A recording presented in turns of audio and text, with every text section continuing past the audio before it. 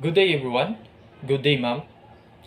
We are the Group 6 report, and today we will discuss about shear force and bending moment shifts.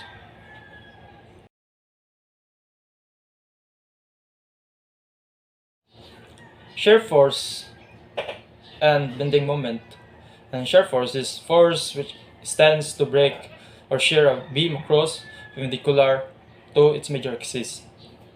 And bending moment at any point on the beam is the total moment tending to alter shape of the beam. And when a ship is floating in a still water condition, the hull will experience longitudinal deflection created by uneven distribution of weight force and buoyancy force along its length. The stresses will always exist no matter how the ship is loaded and will never be totally eliminated. When floating freely, the force of gravity and buoyancy acting on the ship are actual. The force of gravity acting on the ship would have different values of various places along the ship's length depending on the longitudinal distribution of the weight on board, including the weight of the hull itself. The force of buoyancy also would have different values of various points along the length of the ship. It depends on the shape of underwater part of the hull and the vicinity of the point under consideration. If the vessel has box shape and uneven keel, the force of buoyancy would act evenly all along the length of the ship as the box shape vessel is trim, but the total buoyancy must always be the equal to the gravity experience. Values of shear forces and bending moments are to be calculated at 5-meter intervals starting from the after perpendicular and it amidships 22.5 mFOP. 3. Calculated the load, displacement, and distribution of the buoyant forces. Producing the curve of shear forces. The shear forces at any position is defined as being the algebraic sum of the loads acting to the left or right of the position in question, and it is measured in toners. In summary, the value of shear forces are as follows. The curve of shear forces can now be plotted as shown in the figure. Producing the curve of bending moments. The bending moments values are calculated in exactly the same way as the shear force values by considering the areas under the shear force curve to the left of the position in question. In summary, the values of shear force are as follows. As you can see a table from EPM SFT, and you can see the graph. Example 2.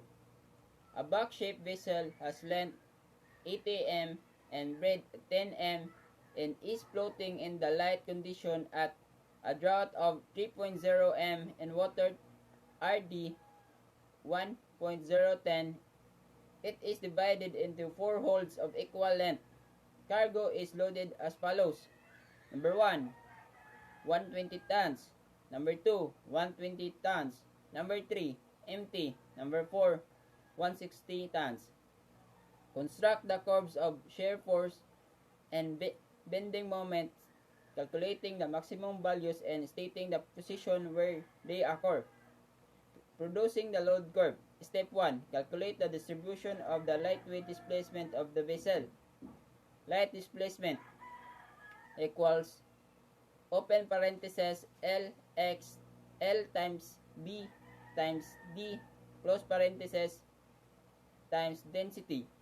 Light displacement equals open parenthesis ET times 10 times 3.0 close parenthesis times 1.010 equals 2,424 tons.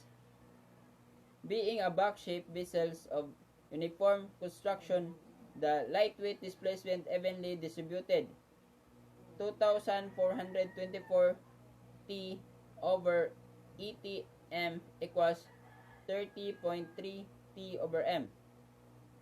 Step 2. Calculate the distribution of all deadweight items. Cargo. Cargo evenly distributed and number 1 hold equals 120 over 20 M equals 60 M. Cargo evenly distributed and number 2 hold is also 6 T over M. Cargo evenly distributed and number 4 hold equals 160 T over 20 M equals 8 T over M. Step 3. Calculate the load displacement and distribution of the buoyancy force. Load displacement, light displacement plus dead weight. Load displacement equals 2,424 plus 120 plus 120 plus 160 equals 2,824 tons. Being a box-shaped vessels of uniform construction, the buoyancy force evenly distributed 2,824 T over ETM equals 35.3 T over M.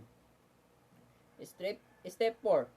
Calculate the loads in each holds and plot the load curve. The load in tons per metre represent the excess of buoyancy force or weight force in each hold.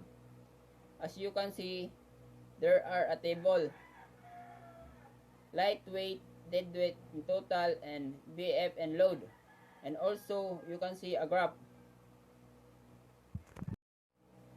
Step 5. Producing the shear force curve.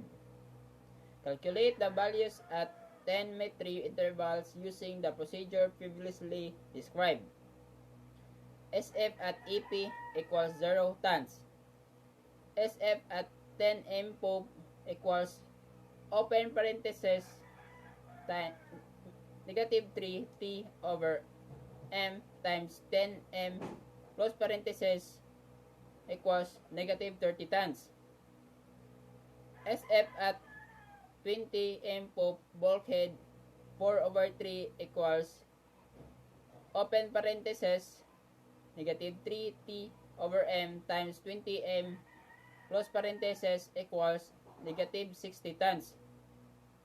SF at 30 M pope equals minus negative 60 T plus open parenthesis 5 T over M times 10 M close parenthesis equals negative 10 tons. SF at 40 M pope bulkhead 3 over 2 and the amidship close parenthesis equals negative 60 T plus open parenthesis 5 T over M times 20 M close parenthesis equals 40 tons. SF at 50 M pope equals 40 T plus open parenthesis negative 1 T over M times 10 M close parenthesis equals 30 tons.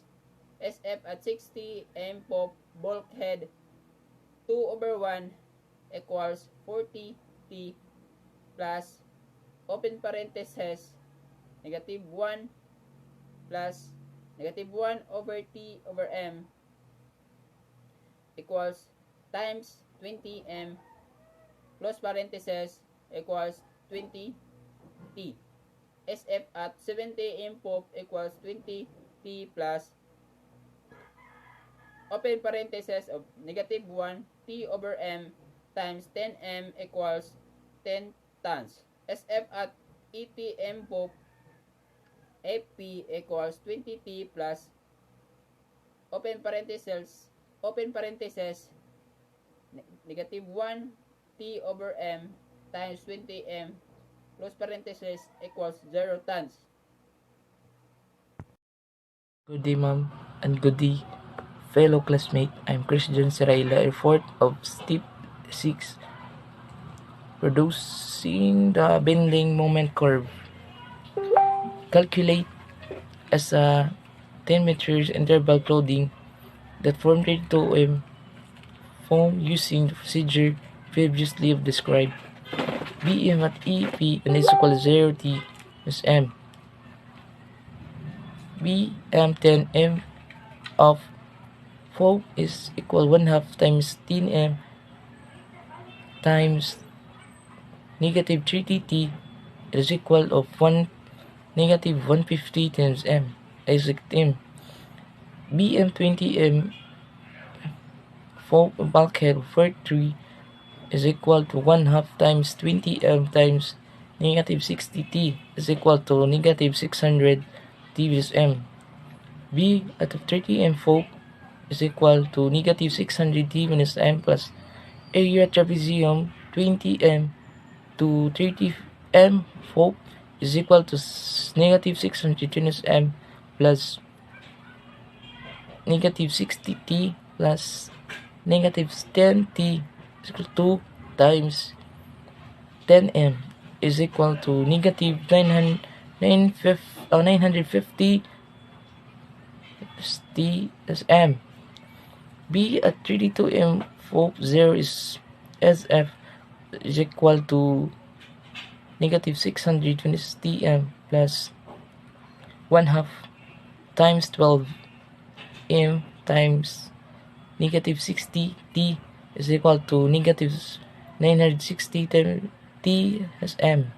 BM at 44 of bulkhead of 32 is equal of negative 960 plus 1 half times 8M 2 times to 40T is equal to negative 800 T is M admin chef. BM at 50 M of 4 or is equal to negative 800 Tm. Area trapezium to 40M to 50M folk is equal to negative 800 T minus M plus 4 T and 30 T is equal to 2 times 20 out 10 M is equal to negative 450 minus M. B at 60 M for bulkhead of 2 is equals of negative 800 T minus M. At area trapezium of 40 M to 60 M folk is equal to negative 800 T minus M is equal to 4 then times 40 and times 20T is equal to times 20 out to the 20M times negative 200 T minus M. BM at 74 is equal of negative 20 Tm of area trapezium of 60M to 70M of is equal to negative 200 Tm of plus 20 T plus 10T then dash 2 times 20 is equal to negative 50T minus M. Then BM that at ATM of FP or is equal of negative 20T minus M plus 1 half times 20M times 20T is equal 0T minus M. Calculate these values steadiest and largest scale graph of shear force curve will make life a lot easier. Remember that it's just a matter of calculating the area to lift of the precision in question each time. In summary, values of bending moments are follows: negative 100, negative 200, up to negative 1000. Max is BM or negative 960 TMM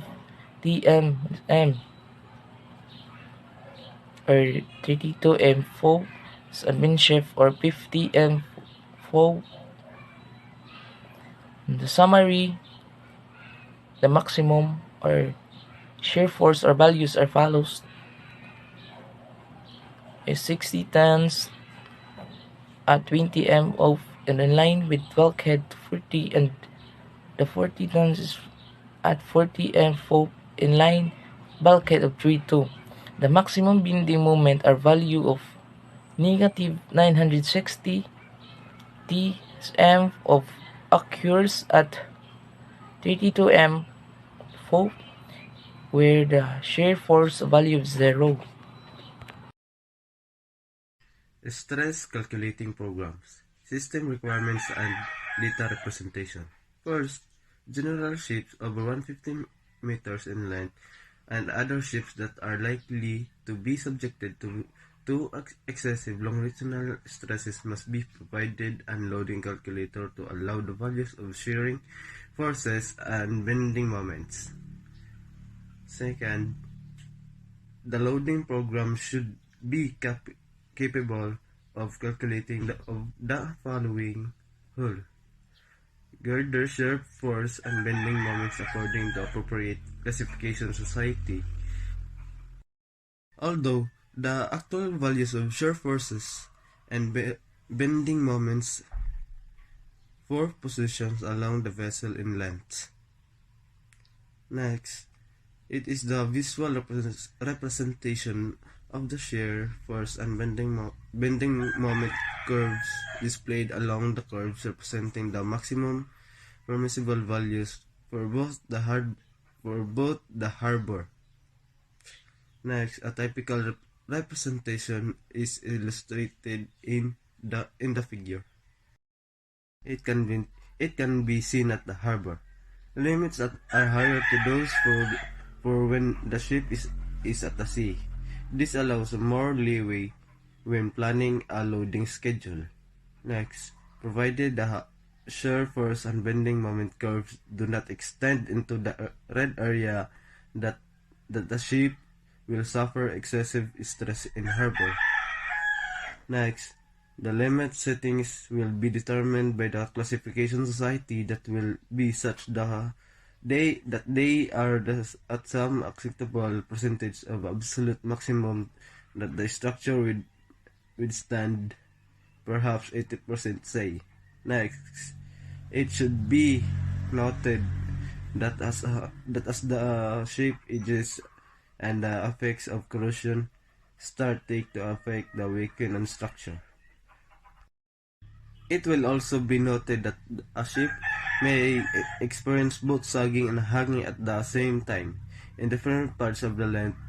This is particularly true at intermediate stages in loading procedure and when alternate hold loading is required in the case of the dense bulk cargoes. Next, a typical fully loaded general cargo will ship in a variably and be sag where the after force of tanks will be empty along with the excess of the buoyancy. Most loading programs include the ability to calculate the ship's stability also. However, it must be emphasized that the program must be classification society approved. SOLAS Regulation 2 Loading Instrument. First, unless provided otherwise, this regulation applies to bulk carriers regardless of their date construction. Next, bulk carriers of 150 m in length and upward shall be fitted with a loading instrument capable of providing information on hull girder. Second, bulk carriers of 150 m in length and upwards constructed before July 1, 1999 shall comply the requirements on paragraph 1 that not later than the date of the first intermediate or periodical survey of the ship to be carried out after July 1, 1999. 3. Ball corners of less than 150 m constructed of the after 1 July 2006 shall be fitted at the loading instrument capable of providing information on the ship's stability and intact condition. Functional requirements. 1. The calculation program shall present relevant parameters of each loading condition in order to assist the master in his judgment on whether the ship is loaded within the approval limits. The following parameters shall be presented for a given loading condition. Deadweight data, light ship data, trim, drop at the drop marks and perpendiculars, summary of loading condition displacement, VCG, LCG, and if applicable, TCG, down flooding angle and corresponding down flooding opening, compliance with stability criteria, listing of all calculated stability criteria, the limit values, the obtained values, and the conclusion or criteria fulfilled or not fulfilled. So number 2, if direct damage stability calculation are performed, the relevant damage cases according to the applicable rules shall be predefined for automatic check of a given loading condition. 3. A clear warning shall be given on screen and in hard copy printout of any of the loading limitations are not complied with. 4. The data are to be presented on screen and in hard copy printout in a clear and ambiguous manner. Number 5. The date and time of the saved calculation shall be part of the screen display and hard copy printout. Number 6. Each hard copy printout shall contain an identification of the calculation program including version number. 7. Units of measurement are to be clearly identified and used consistently within a loading calculation. So, data to be entered. Example of program input data include the following: hydrostatic data, displacement, LCB, LCF, VCB, KMT, and MCT versus drought. Stability data, KN or MS values at appropriate heel or trim angles versus displacement stability limits. Compartment data, volume, LCG, BCG, TCG, and FSM or grain healing moments versus level of the compartment's contents. So examples of output data include the following: hydrostatic data, displacement, LCB, LCF, VCB, KMT, and MCT versus drought the well as actual drought or trim. Stability data, FCS, free surface correction, GC values, KG, GM, KG, or GM limits, allowable grain healing moments, derived stability criteria, areas under the GC curve weather criteria.